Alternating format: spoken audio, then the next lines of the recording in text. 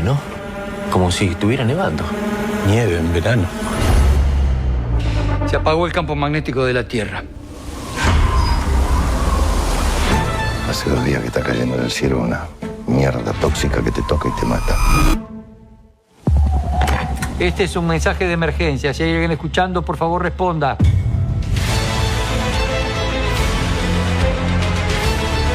Si los polos se apagan, las partículas radiactivas caen sobre nosotros.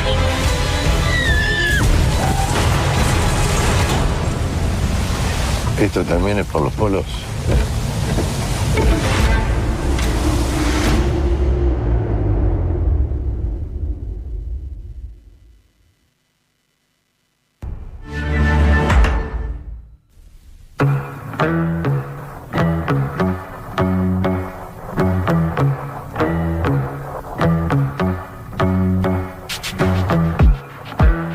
Tenemos el gusto de recibir en La Rosca a una de las figuras más importantes del cine, el teatro y la televisión de Uruguay y alrededores, podemos decir. Desde sus inicios en el Teatro Independiente Uruguayo hasta protagonizar películas premiadas en festivales internacionales, César Troncoso ha construido una carrera que combina sensibilidad, oficio y una búsqueda constante por contar historias con profundidad y humanidad. Bienvenido a La Rosca. Gracias por hacerte este tiempito y charlar con nosotros, César. Buenas tardes. Muchas gracias a ustedes por la invitación.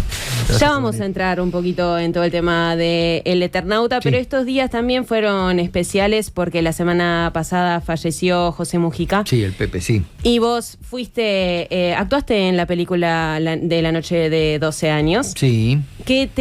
Primero, sobre la película, ¿qué te dejó ese personaje en función de tu rol? Vos eras militar.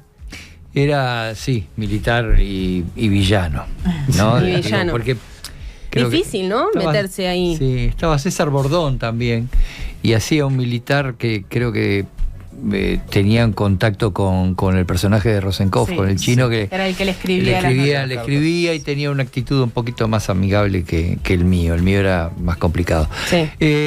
Esos personajes siempre son interesantes de hacer, son lindos como personajes, digamos, como personas no, pero como personajes son muy lindos de hacer porque siempre tienen como una energía potente o bastante compleja, sinuosa, qué sé yo. Pero claro, cuando pensás que estás abordando un personaje que de algún modo representa un montón de personajes que funcionaron en la vida real, haciendo un daño importante y terrible, bueno, se te van un poco las ganas, pero bueno, nada, era eso, había que cumplir un rol dentro de la película y alguien lo tenía que hacer. Sí, pero yo ya no estaba para... No me costó hacerlo. No te cuesta hacer esas cosas. No, son actuaciones. Vos sabés, uno tiene conciencia de que está actuando,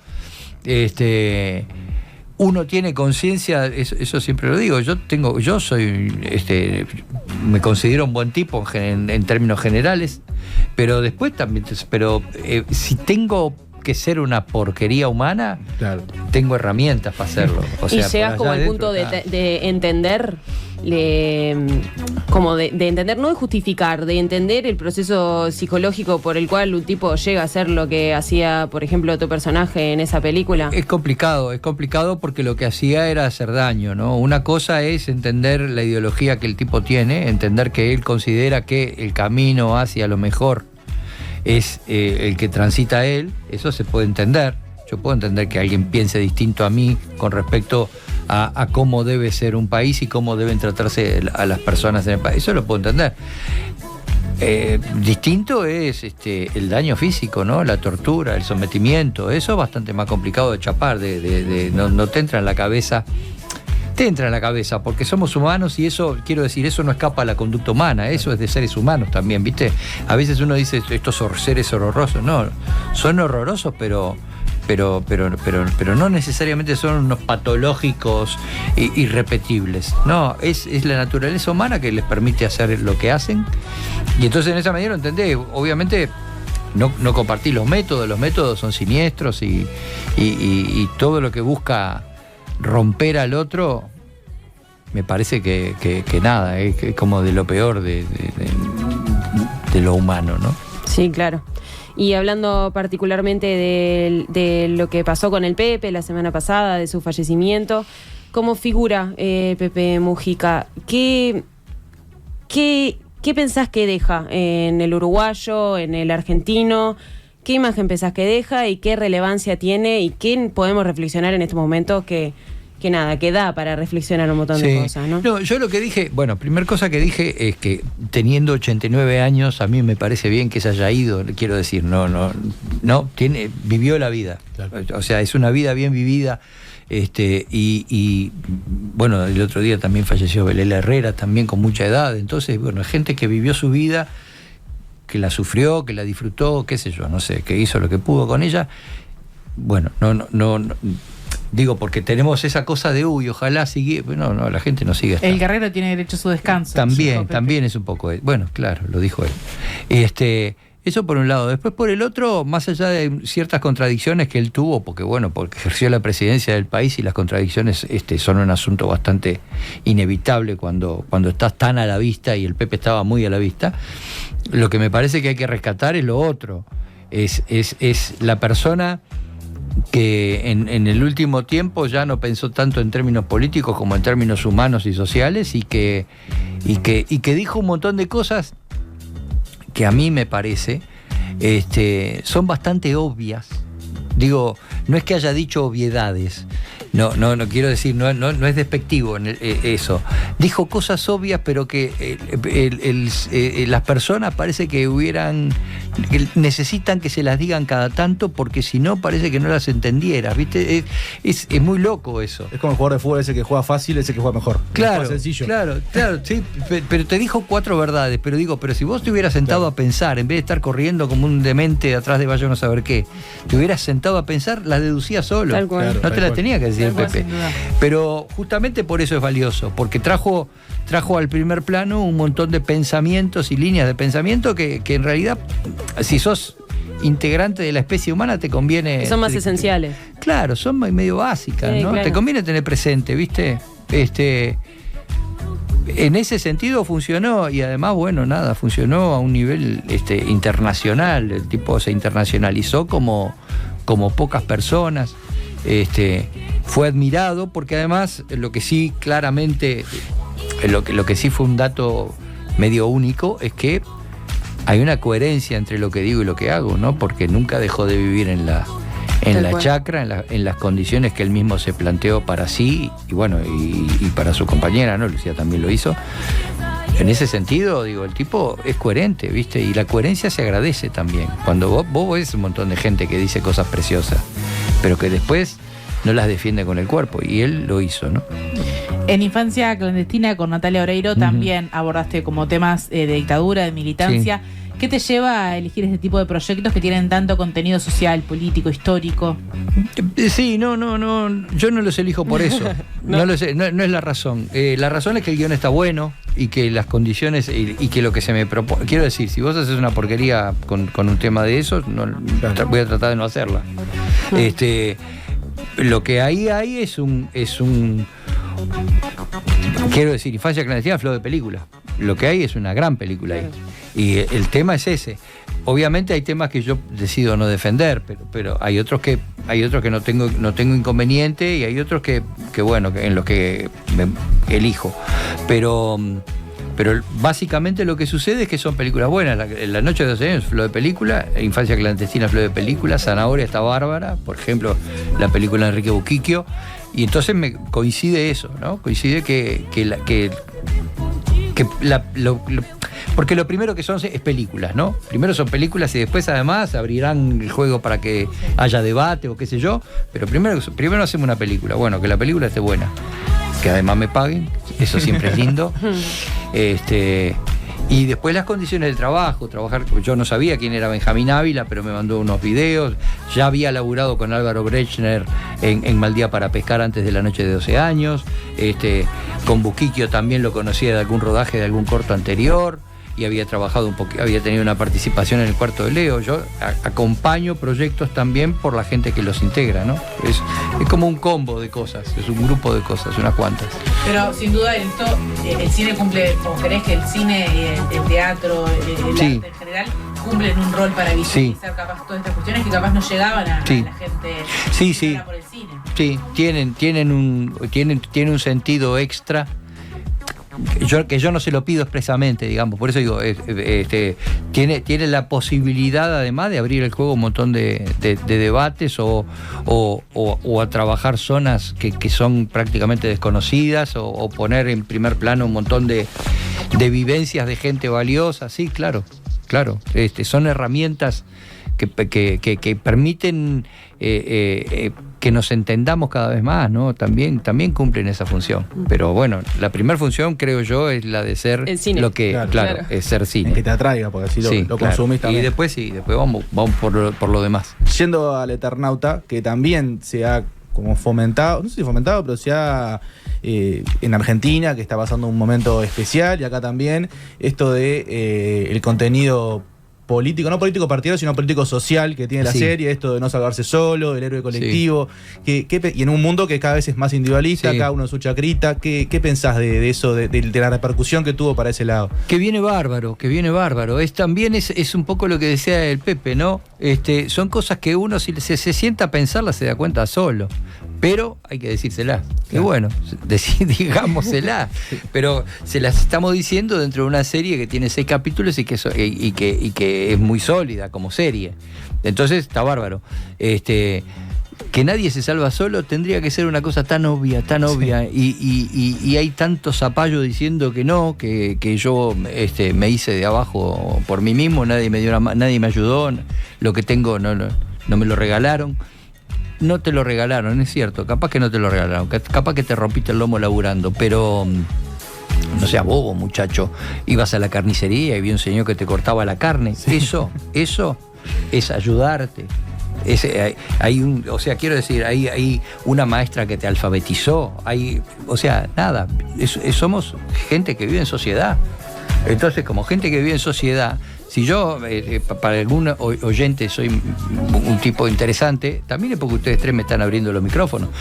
A ver si nos dejamos de joder y nos dejamos de creer que las cosas se hacen de a uno. No se hacen de a uno. En sociedad no. Si no, anda a vivir al monte, como lobo, desnudo, y no te lleves un rifle para defenderte, porque el rifle alguien lo hizo. Claro, además es lo que nos hace humanos también, ¿no? Es lo que nos hace humanos, justamente. Por eso, justamente volver a lo esencial, pero claro, precisás una serie de 1 hora por capítulo, ver todos los capítulos para volver a entender lo esencial de que, no nos salvamos solos, es verdad. Sí, es medio loco, porque cualquiera que mire para el costado en este momento, en el lugar en el que se encuentra, sabe que hay algo que se lo debe a alguien.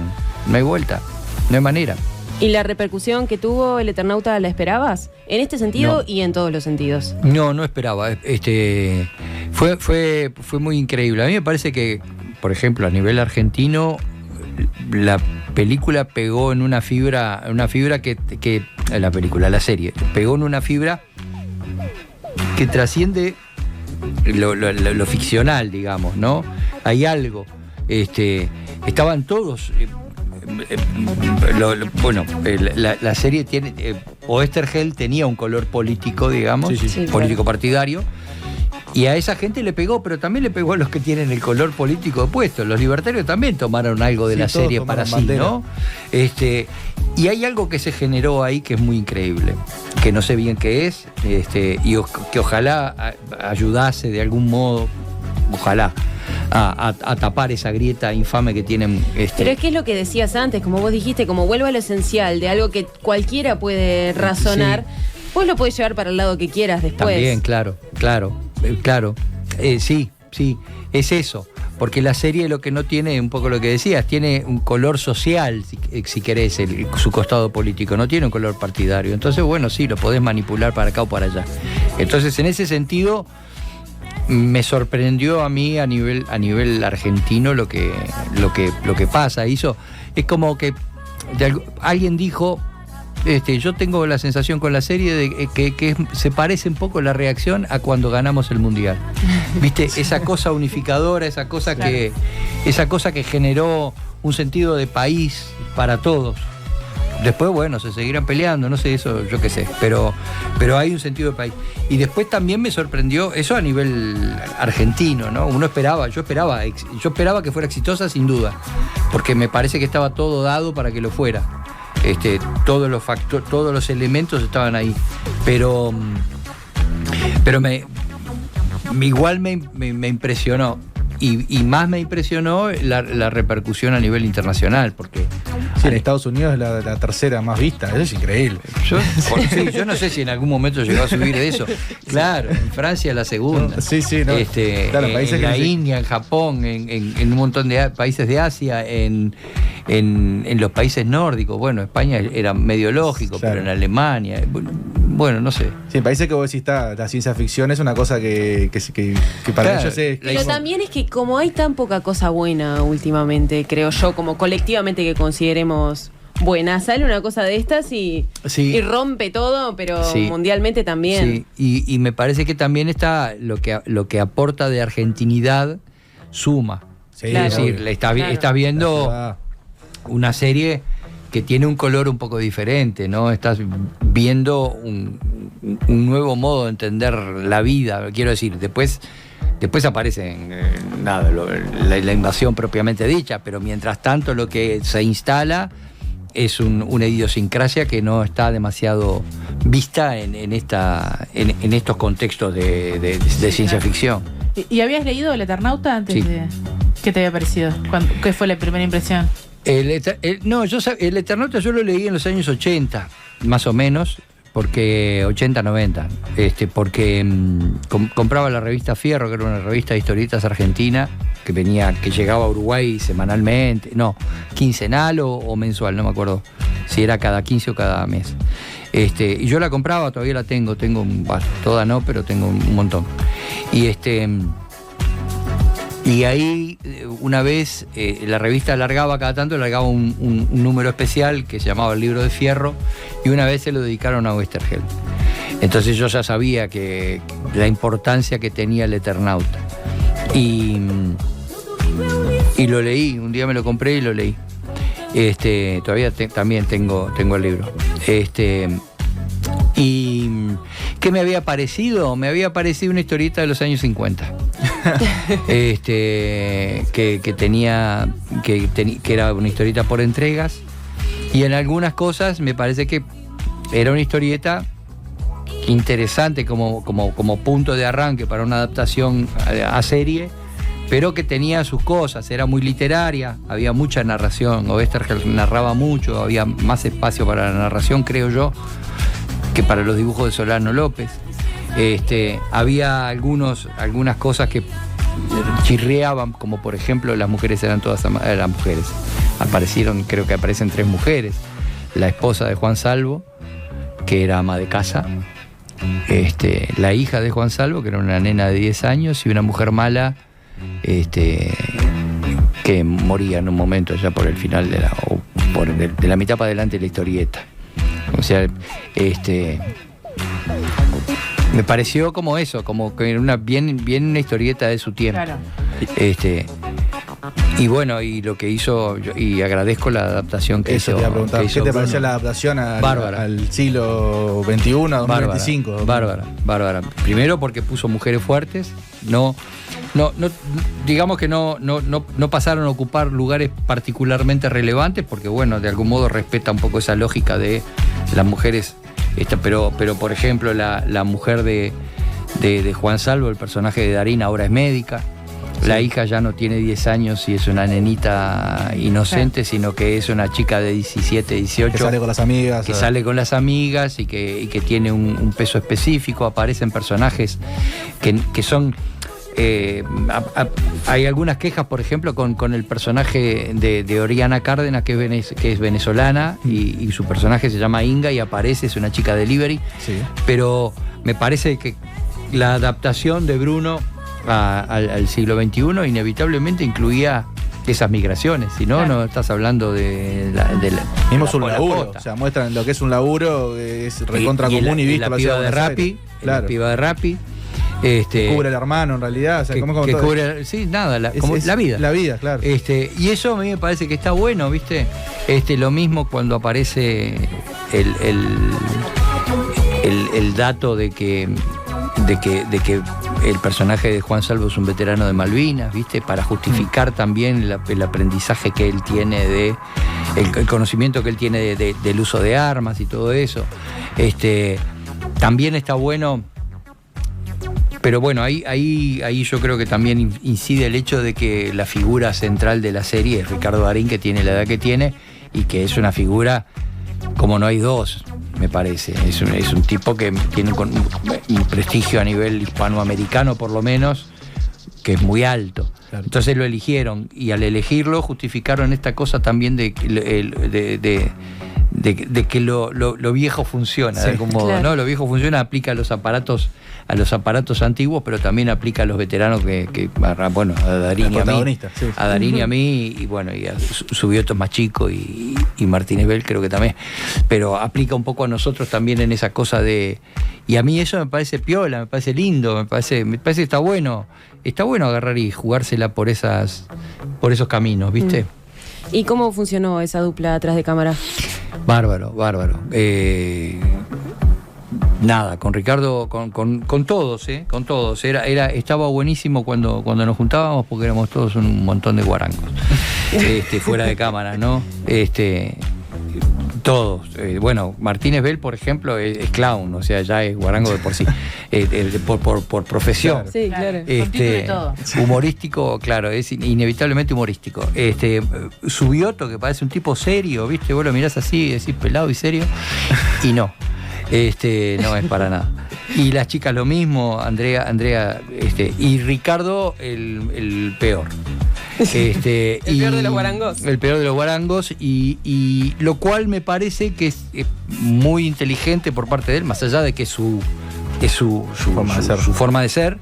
Es también quien marca la cancha, ¿no? Es la figura central de la serie, ¿viste? Y hay cosas que llegan de arriba abajo. O sea, si vos tenés que el actor principal de la serie es un tipo canchero, que hace bromas, que charla con todo el mundo, que juega el truco con los camioneros, que qué sé yo, está generando un modo de laburo, ¿viste? Y son 7 meses los que trabajamos, 7, 8 meses. Claro. Entonces digo, uno agradece que Darín sea así. Y en particular conmigo, que anduvimos mucho juntos, nos llevamos bárbaro. Y hay un videíto en el que bobeamos, que explicamos un poco, que son esos videos que larga Netflix como complementarios de. Claro. Sí, como el. Tuviste en XXI con él, ¿no? Sí, pero bueno, ahí también me llevé bien, pero bueno, ahí era otro. Mi lugar era otro, claro. Creo que era la tercera película que hice en mi vida. Llegaba a laburar con estos tigres que los veías en la tele, ¿viste? Claro. Entonces estaba en otro lugar. Pero siempre fue muy gentil también en aquel tiempo.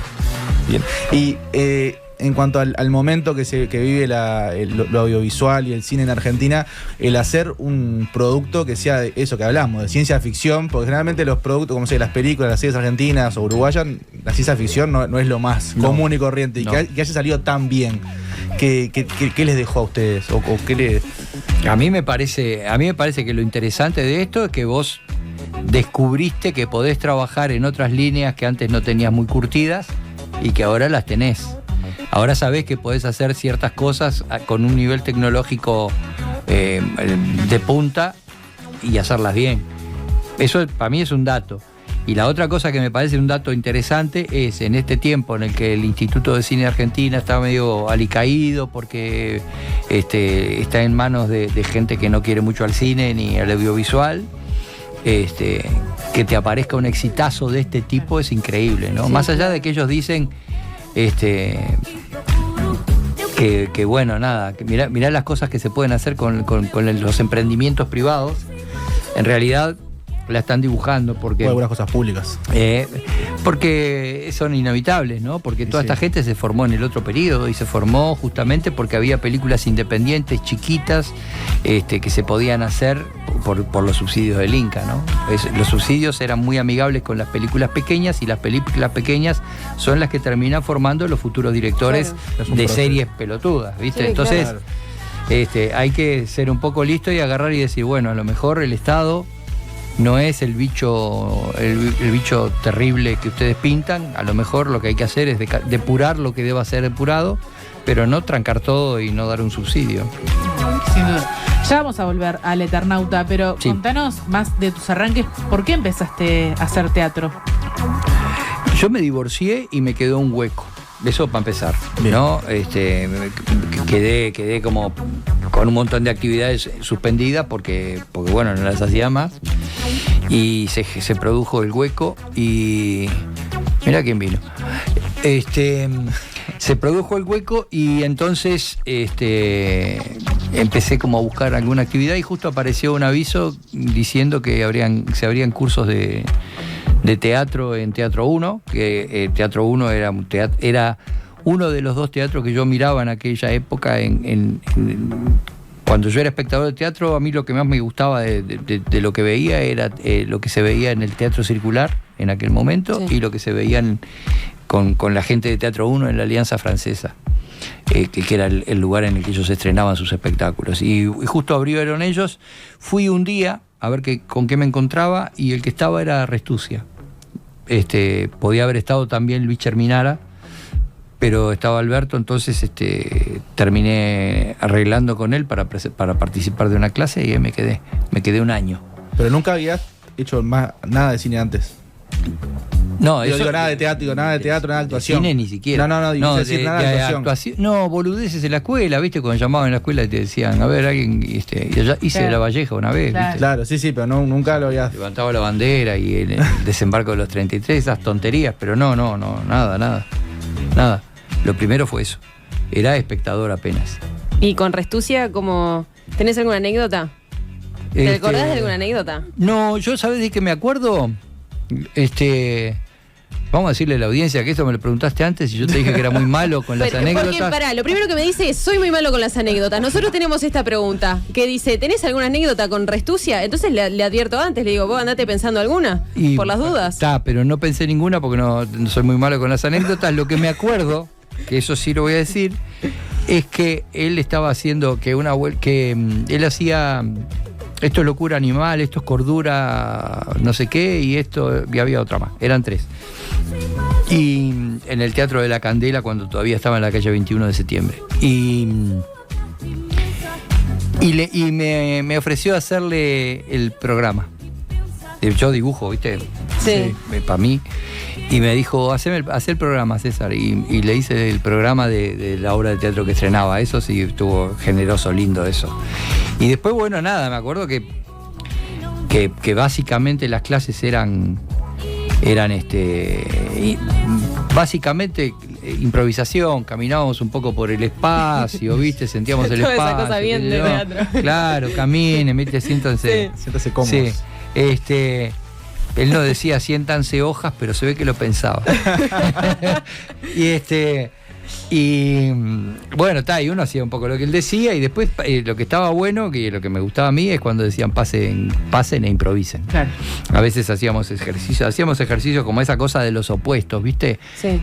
Por lo menos de lo que yo me acuerdo, debe haber alguna otra cosa más que hicimos que yo no me la acuerdo, pero... No, pero fue lo que más te choqueó. Amo y esclavo, ¿viste? Sí. Claro. Pasaban 2 personas y trabajaban los roles, amo y esclavo, blanco, o luz y oscuridad, no sé, pirata y Peter Pan, qué sé yo.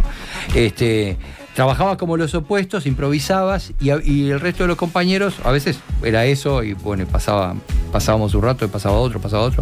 Pero también hacíamos como una escritura espontánea, que eso estaba muy bueno, salían cosas muy interesantes de eso, por lo menos yo sentía eso con respecto a lo que yo escribía.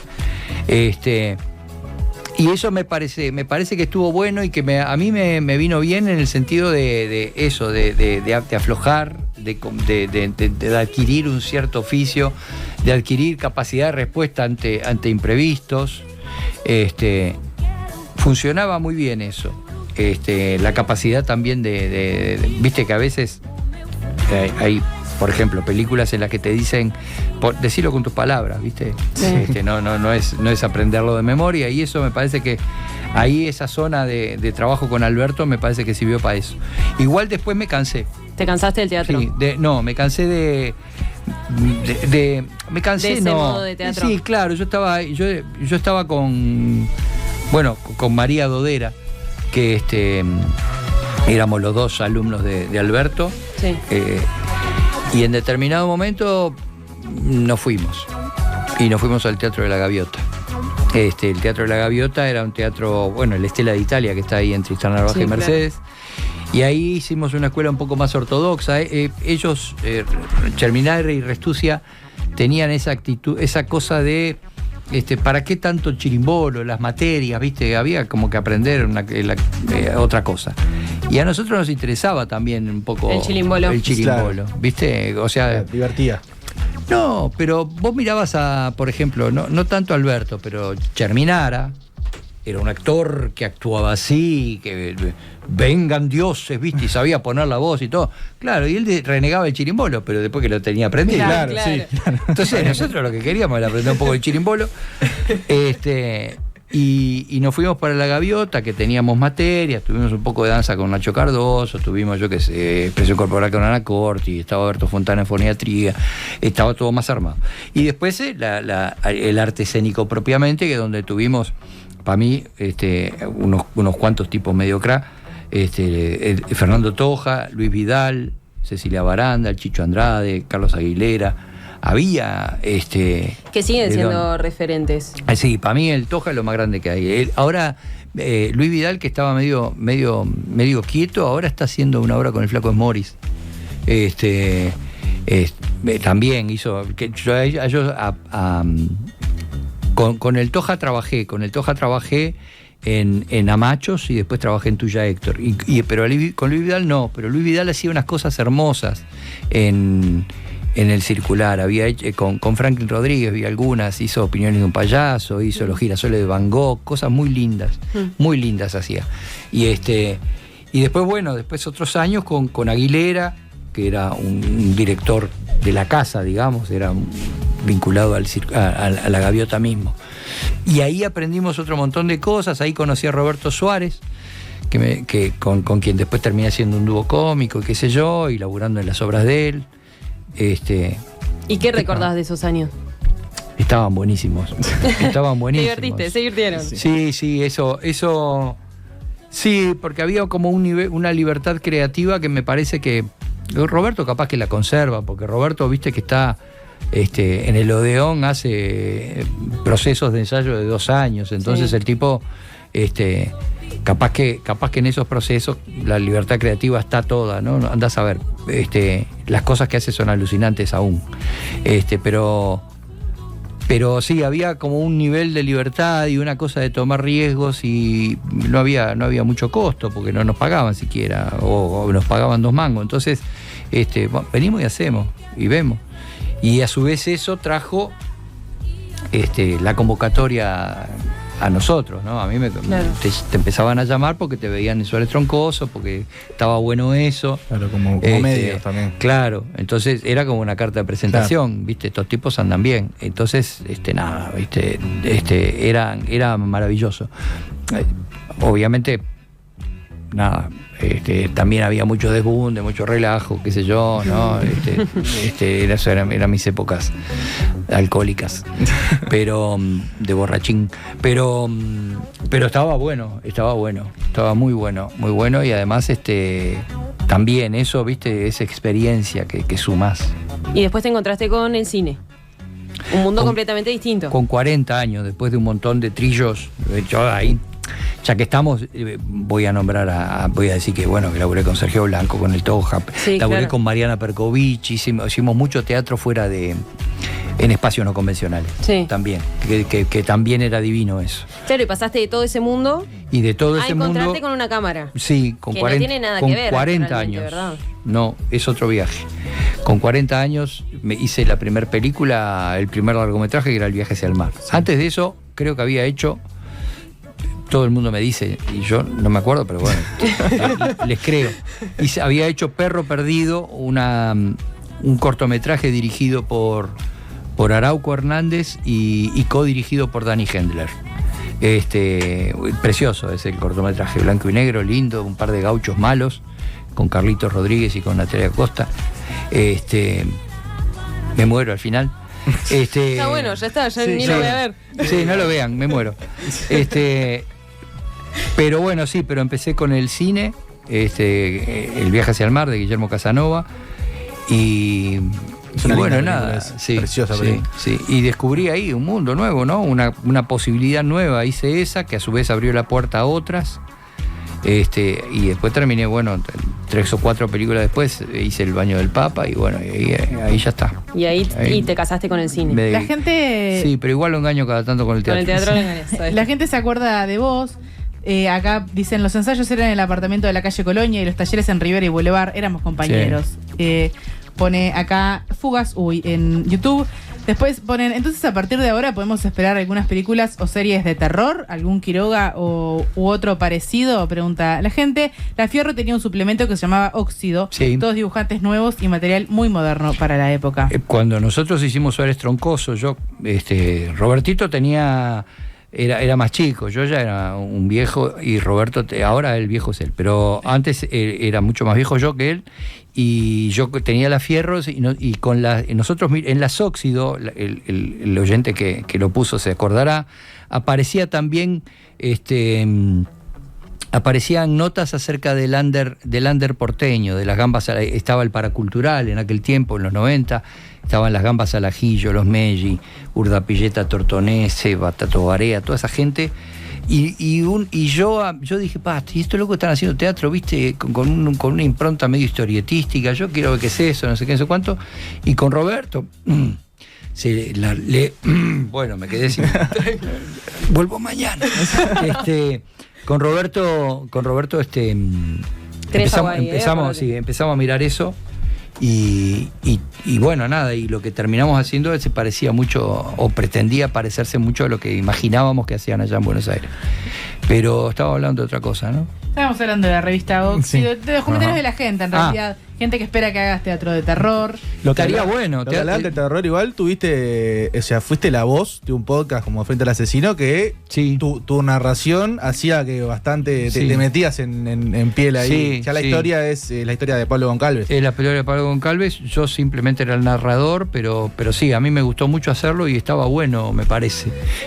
Son 10 capítulos, están en Spotify. Como una forma diferente de hacer también un relato, un producto. Sí, a mí me gusta hablar también. Bueno, no sé si se nota. A mí me gusta hablar, me gusta usar la palabra, ¿viste? Me parece que es envolvente, si está bien usada, qué sé yo, y me pareció precioso el trabajo ese. Pero sí, estaría bueno. Igual el género es un tema... El trabajar en género, a mí yo trabajaría mucho, haría policiales, haría yo. Yo quién soy, ¿no? Necesito un señor que escriba y un señor que dirija, ¿no? Yo soy un actor. A veces me dicen, me quieren mandar ideas a mí y yo digo, bueno, no es a mí. Tenés que conseguir un productor, un guionista, un director, no sé. Pero un actor seguro que no. Pero estaría buenísimo. Me parece que además hay la ciencia ficción es más complicada tecnológicamente, pero por ejemplo otros géneros como el policial, que tampoco se curte mucho, o ciertas zonas del terror más psicológico se pueden hacer sin tanta tecnología. Tal cual. Volviendo a El Eternauta, se viene la segunda temporada, ¿verdad? ¿Conoces algún detalle que nos puedas ahí adelantar? No, sé que está confirmada y que están trabajando, pero ustedes no empezaron a grabar, ¿no? No. Yo estoy acá y pierdo un poco de vista en qué anda la cosa, pero sí, se están trabajando ya al mango. ¿Y en qué otros proyectos vos estás trabajando? Yo tengo, pero bueno, todos los proyectos están un poco supeditados al Eternauta, porque el Eternauta es como el compromiso principal. Pero después tengo 4 o 5 películas para estrenarse. Yo gané, esto lo voy a decir porque es fanfarrón, pero me parece que vale la pena por la película. Yo gané Mejor Actor este año en abril, a principios de abril, en el Bafisi, en el Festival de Cine de Buenos Aires, Festival Internacional de Cine de Buenos Aires. Gané Mejor Actor yo, junto con Andrea Carballo, que es mi compañera en la película La Mujer del Río. Y la película La Mujer del Río ganó el mejor película, no en la premiación oficial, pero sí en la mejor película por la Asociación de Críticos Cinematográficos de Argentina. Yo estoy esperando que esa película se estrene y estoy esperando que le vaya muy bien, porque es la tercera película que yo hago con Néstor Mazzini y con Paulina Soboli, que son director y productora, y es una trilogía que se llama Autoengaño. Las otras dos películas tuvieron una suerte relativa, fueron a festivales, algo se vieron, pero son cine independiente argentino, y es difícil que se vean. Claro. Entonces esta película, que ahora está como de arranque, está bancada por 3 premios, espero que se vea mucho. Además de esta película, que aquí se va a estrenar seguramente, porque la tercera tiene coproducción con Criatura, una casa productora de acá, de Martín Almada. Además de esta película, está en Gateras, está Quemadura China, que la dirigió Verónica Perrota, trabajé con ella y con Néstor Gusini. Néstor Gusini y Néstor Mazzini se llaman tan parecidos, me vuelven loco. Hice Cuando yo existía también con Néstor Gusini, con Silvia Cutica y conmigo. Es una película de... ya no me salen ni los nombres. Bueno, hice, no sé, Alejandro Damiani y... Son muchos proyectos igual. No, sí. Muchos proyectos. Está ahí. bien, está bien. Bueno, en fin, Gateras. pero tengo, sí, hice y tengo unas películas en Argentina. Hice una con Gustavo Triviño que se llama La Casa, que protagoniza Peretti. Hice otra película que dirigió Dolores Fonsi, que se llama Somos Belén. Y hice otra película más que se llama La Habitación Blanca, que dirigió Ana Peterberg. Y bueno, y esas en algún momento se van a estrenar. Todo eso para Pero es estrenarse. mucha cosa. Sí, porque son Mucho cosas. kiosco, mucho pero kiosco. lo que pasa es que, por ejemplo, cuando yo existía soy el protagonista, pero en Somos Belén o en La Habitación Blanca, en La Habitación Blanca tengo 2 escenas, nada más. Claro. Entonces es mucho, pero en realidad son pocos días de rodaje. ¿Y se dice en el teatro con De Grossi y Franklin García? Sigo, sí, le estoy dando una mano para que la cana no se Claro, olvide está bien. de que deben ir presos. Sí, finalmente hicimos, venimos anunciando la última función hace un rato, hace 2 viernes y íbamos a hacer la última, pero agotamos y metimos una función más el viernes pasado y agotamos, y entonces vamos a hacer el 27 de junio una falsa última función. Eso es como Sabina. Claro, sí, no se Claro, claro, sí, estoy menos cascoteado, pero sí, soy como Sabina. Vamos a hacer el 27 de junio una falsa última función en la sala Movie, y después veremos, no sé, si Bien. nos va bien, mal, qué sé yo. Bueno, César, tenemos un juego para proponerte muy antes bien. de terminar esta entrevista. La idea es que nosotros te pongamos en una situación, o te demos para elegir, o te hagamos una pregunta y vos respondas lo más rápido que puedas sin pensar mucho la respuesta. Bueno, ¿Ok? Sí. ¿Arrancás? ¿Sí? ¿Arranco yo? dale. Sí, dale. Dale.